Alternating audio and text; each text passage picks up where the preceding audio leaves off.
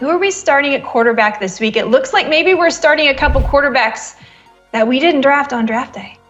Yeah, that's right. And by the way, happy Thanksgiving to everybody out there. CJ Stroud, who last week he threw for a lot of yards, but he had a lot of interceptions too. From a fantasy perspective, it wasn't a great game, but I like this week's matchup against the Jacksonville Jaguars. Their defense has allowed 20-plus fantasy points to 5 quarterbacks this season, so start CJ Stroud. And how about Joshua Dobbs? Last week, the numbers weren't great, but he did rush for a touchdown. He's got the Bears this week on Monday Night Football. If you're in dire straits at quarterback, maybe you lost Joe Burrow, this is a nice matchup.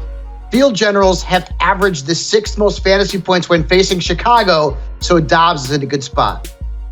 And on your sit list is a couple of veterans that aren't good for this week, but may I just say, maybe look forward to their playoff schedule because it does get better down the stretch.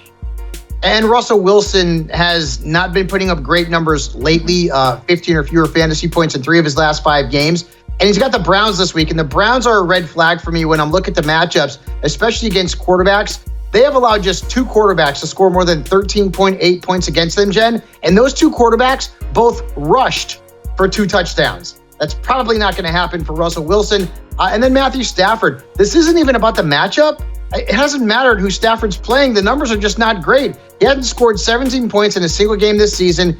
Cooper Kupp is banged up. So I'd fade Stafford unless I'm in a Superflex league.